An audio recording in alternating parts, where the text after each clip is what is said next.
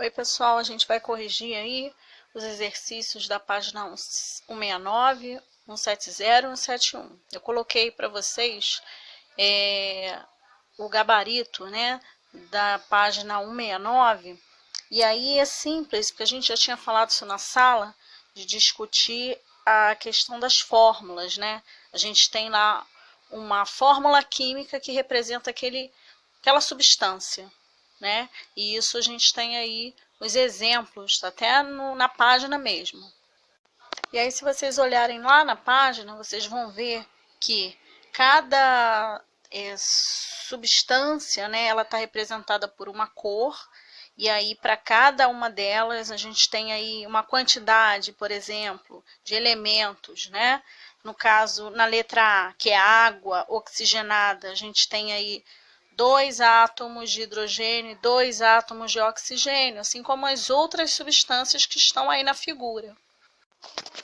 E aí, na página 170, a gente passa para a questão das substâncias puras ou misturas, né?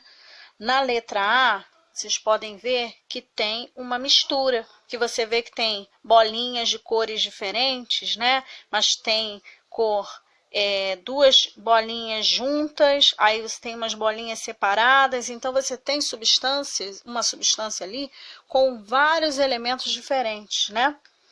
Agora, na letra B, que a gente vê aí uma substância pura, totalmente pura, porque só tem uma cor de bolinha, como se a gente estivesse falando do mesmo elemento químico para compor essa mistura.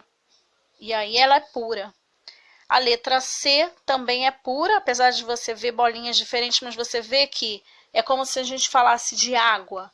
Só tem água. Então, uma bolinha é hidrogênio, outra bolinha é oxigênio. Então, é água. E a última é uma mistura também, porque você vê que tem as cores, né, de bolinhas que são de elementos químicos diferentes. Aqui a gente está falando de mistura, essa mistura ser homogênea ou heterogênea. Então, a gente tem que guardar isso.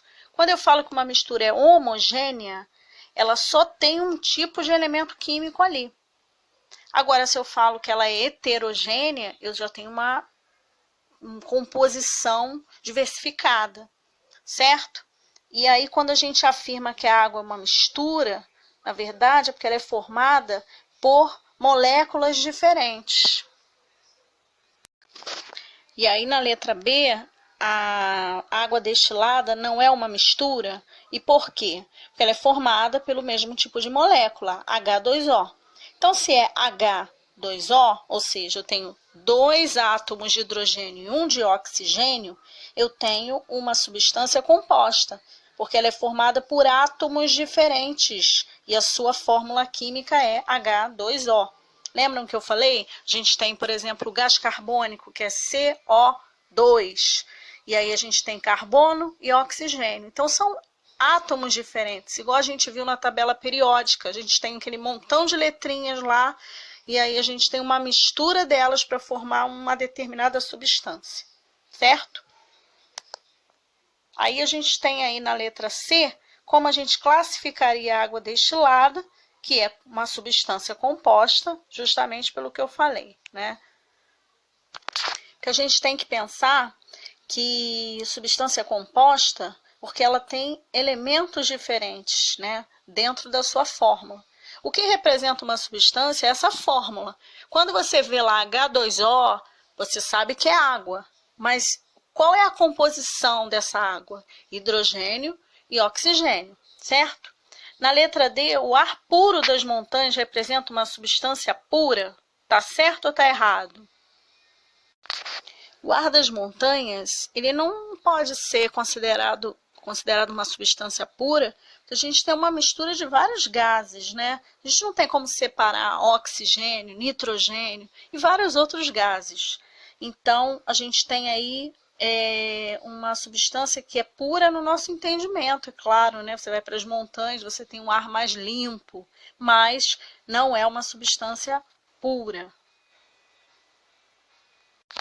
Então, pessoal, é isso aí. Eu fico preocupada com vocês, porque essa matéria ela é um pouquinho mais complicada, mas eu espero que vocês leiam olhem vídeos no YouTube.